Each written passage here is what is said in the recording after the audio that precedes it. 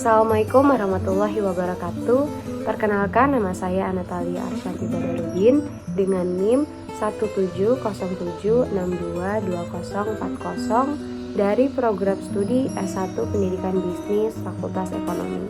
Pada kali ini saya akan memaparkan mengenai laporan hasil wawancara dengan tema keterkaitan ilmu pendidikan dalam pengajaran ilmu ekonomi dan bisnis, yang disusun bertujuan untuk memenuhi tugas akhir semester 1 mata kuliah landasan pendidikan dengan dosen pengampu Dr. Hapidin MPD dan Rahma Novianti SPD MPD.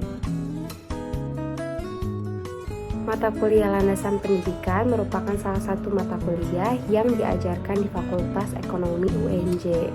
Mata kuliah ini bertujuan agar mahasiswa dapat mempelajari dasar-dasar dari ilmu pendidikan itu sendiri, dari segi praktik maupun dari segi teori. Ilmu pendidikan sendiri adalah ilmu yang mempelajari tentang bagaimana proses usaha manusia dengan terencana dalam tujuan untuk menciptakan suatu fenomena interaksi antara pendidik dengan peserta didik. Hal ini agar dapat membantu meningkatkan serta mencari tahu potensi dari seorang peserta didik secara maksimal, yang kelak nantinya dapat membantu peserta didik untuk terjun ke dunia dan membangun kehidupannya secara bermoral. Ilmu pendidikan juga mencakup dari segala bidang, salah satunya adalah dari bidang ekonomi.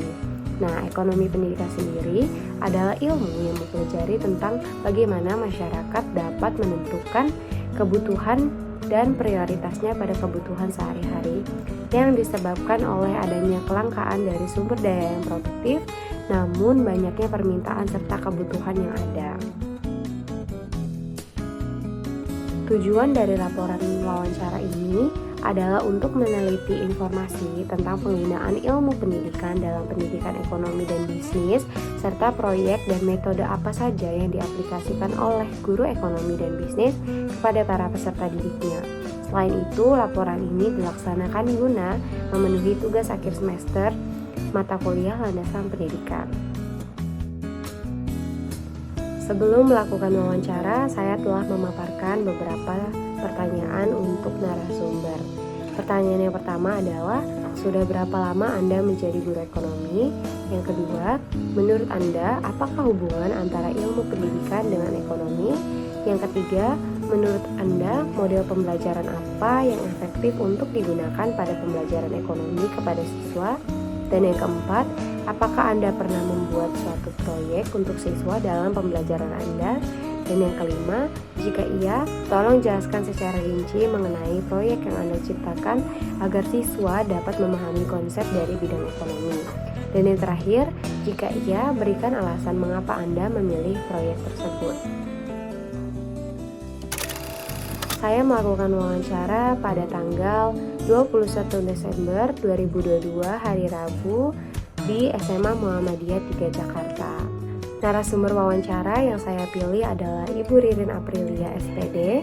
Beliau merupakan seorang guru ekonomi di SMA Muhammadiyah 3 Jakarta.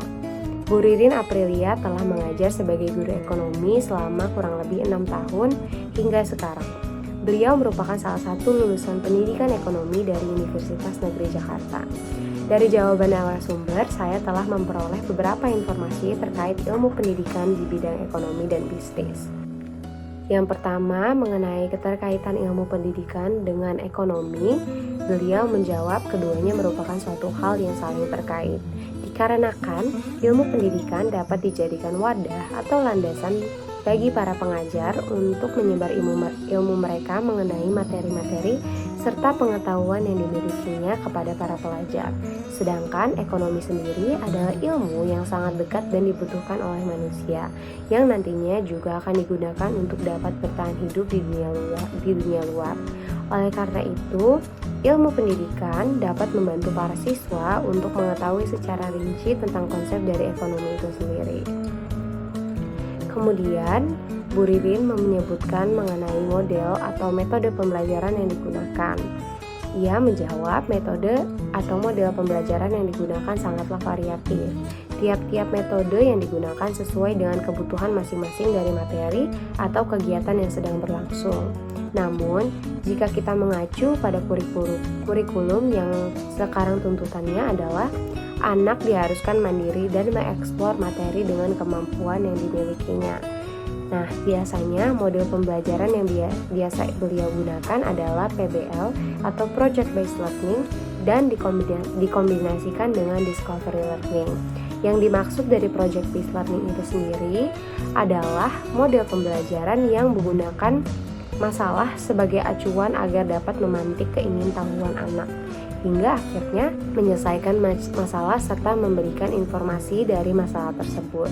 Metode ini berfungsi untuk memotivasi dan membimbing anak agar dapat berkembang melalui kegiatan bekerja sama pada tugas kerja kelompok. Nah, sedangkan Discovery Learning merupakan metode yang membuat siswa agar dapat melakukan analisis sendiri atau mandiri, kemudian menciptakan pengalaman dan pengetahuan masa lalu menggunakan kreativitas serta otaknya agar dapat memperoleh informasi yang lebih baru lagi. Dan yang terakhir, apakah beliau pernah melakukan atau menciptakan sebuah proyek? Beliau menjawab sudah. Narasumber menyatakan bahwa ia pernah membuat berbagai macam proyek selama masa mengajarnya. Salah satu proyek yang membekas bagi beliau adalah proyek literasi keuangan. Proyek ini mengharuskan siswa untuk mencari tahu lebih dalam mengenai lembaga-lembaga keuangan yang ada di Indonesia. Salah satunya adalah dengan cara mengunjungi beberapa bank dan melakukan wawancara. Kemudian, tidak hanya melakukan wawancara, tetapi siswa juga diberikan masalah mengenai materi yang terkait dan nantinya akan dianalisa oleh mereka. Setelah melakukan kedua hal tersebut, siswa disuruh untuk mensosialisasikan secara langsung di sekolah mengenai melek literasi keuangan atau kesadaran literasi keuangan. Hal ini digunakan agar dapat memicu kemampuan siswa dalam menyampaikan informasi dari ilmu-ilmu yang sudah mereka saring. Kemudian proyek tersebut didokumentasikan berupa video dan diupload di YouTube. Selain itu, proyek yang digunakan dalam kelas adalah debat, di mana siswa diarahkan untuk mengulik informasi sebanyak-banyaknya hingga siswa merasakan bahwa mereka jawabannya sudah pasti benar. Kemudian dibagikan dalam beberapa bentuk kelompok, pro dan kontra. Contoh dari topik debat yang dilakukan seperti pro dan kontra dari pasar ekonomi atau tentang sistem bisnis Indonesia dan sebagainya. Jika debat telah dilakukan, maka guru akan menutup pembelajaran dengan mengoreksi atau menambahkan beberapa informasi tambahan dari materi yang telah siswa dapatkan. Hal ini dapat membantu sifat kritis para siswa dan berdasarkan wawancara yang telah dilakukan, dapat diketahui bahwa ilmu pendidikan sangat berkaitan dengan ilmu ekonomi dan bisnis. Cara agar membekali peserta didik agar memiliki landasan dari ekonomi dan bisnis adalah melalui pendidikan. Tanpa adanya pendidik, seorang peserta didik akan kesulitan dalam menyaring informasi yang baik dan benar. Kemudian, model pembelajaran yang efektif untuk digunakan dalam mengembangkan ilmu ekonomi siswa adalah melalui Project Based Learning dan Discovery Learning. Kedua metode tersebut dapat membantu siswa untuk mengasah kemampuannya dalam keingintahuan dan problem solving-nya. Kemampuan pemecahan masalah itu sendiri dan analisa masalah merupakan satu hal yang sangat diperlukan dalam dunia bisnis.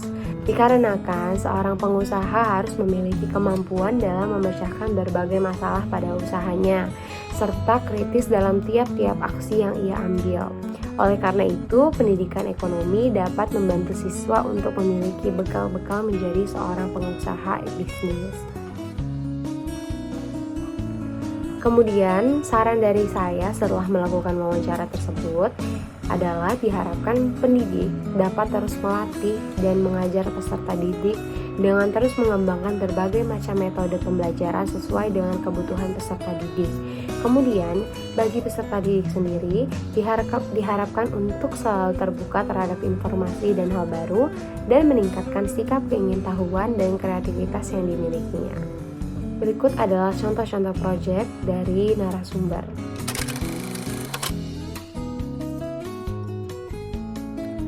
Kemudian berikut adalah dokumentasi dari wawancara yang telah saya lakukan.